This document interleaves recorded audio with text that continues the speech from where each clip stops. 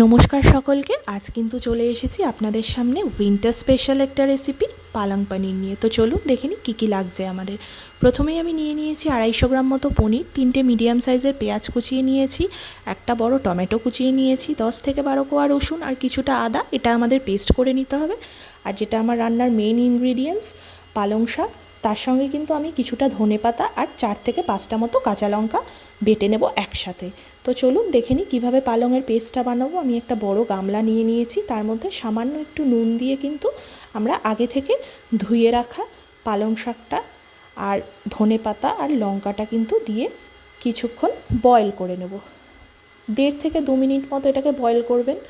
Boil করার পরে কিন্তু আপনারা এটা একটা 1.5 থেকে 2 মিনিট মতো পালং শাকটাকে বয়েল করে নেওয়ার পরে কিন্তু আমি গরম জল থেকে তুলে এটা দেখুন আইস ওয়াটারের মধ্যে দিয়ে দিলাম। এটাকে ব্লাঞ্চিং বলে। এই প্রসেসটা আপনারাও অবশ্যই ফলো করবেন, তাহলে কিন্তু পালং শাকের যে গ্রিন কালারটা সেটা খুব সুন্দরভাবে বজায় থাকবে। এবার 1 মিনিট মতো এই ঠান্ডা জল থেকে রেখে আমরা এটাকে তুলে নেব ঠান্ডা জল থেকে।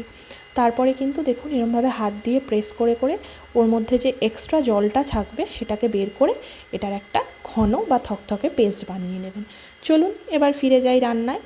আমি কড়াইতে দিয়ে দিলাম 2 চামচ মতো সর্ষের তেল। এই রান্নাটা করতে আমি সর্ষের তেলই ইউজ করব এবং আপনাদেরও বলবো সর্ষের তেল দিয়ে এই রান্নাটিকে করতে। এবার আমি পনিরগুলোকে ভেজে নেব হালকা করে।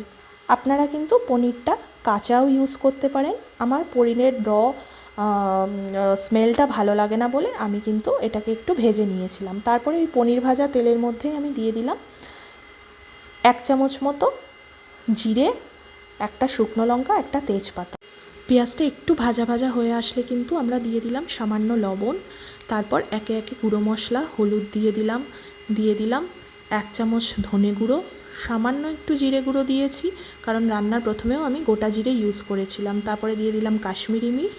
এবার এটাকে আমি নাড়াচাড়া করে একটু চিনি দিয়ে তার মধ্যে দিয়ে দিলাম আদা রসুনের পেস্টটা। আদা রসুনের পেস্টটা দেওয়ার পরে কিন্তু কিছুক্ষণ নাড়িয়ে দেখুন রান্নায় যখন তেল ছেড়ে গেছে আর আদা রসুনের কাঁচা ফ্লেভারটা চলে গিয়েছে তখন কিন্তু আমি দিয়ে দিলাম টমেটো কুচি। টমেটো কুচিটা দিয়ে আবারও কিছুক্ষণ মশলা কষানোর পরে আমি দিয়ে দিলাম মিক্সির বাটি ধোয়া জলটা।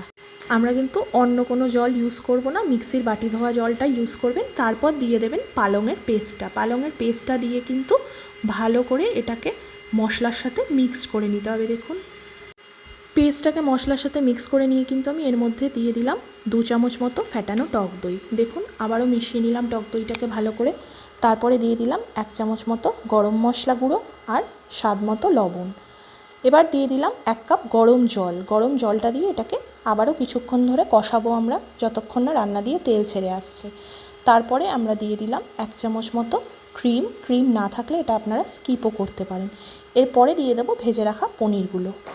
পনির দিয়ে কিন্তু আমি আবারও 2 থেকে 3 মিনিট মতো নাড়াচাড়া করব যতক্ষণ না রান্না দিয়ে তেল ছেড়ে আসছে। তারপরে দিয়ে দেব ক্রাশ করা কাসুরি মেথি। কাসুরি মেথিটা আপনারা একটু ড্রাই রোস্ট করে ক্রাশ করে নেবেন। দেখুন আমার কিন্তু রান্না অলমোস্ট ডান, রান্না থেকে তেল ছেড়ে দিয়েছে।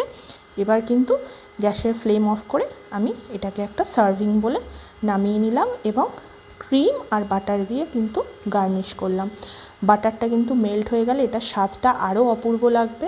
আপনারা অতি অবশ্যই এই রেসিপিটা একবার ট্রাই করে দেখবেন রুটি বা নানের সাথে। আশা করি আপনাদের ভালো লাগবে। ভালো লাগলে একটা লাইক আর শেয়ার করে দেবেন। নমস্কার।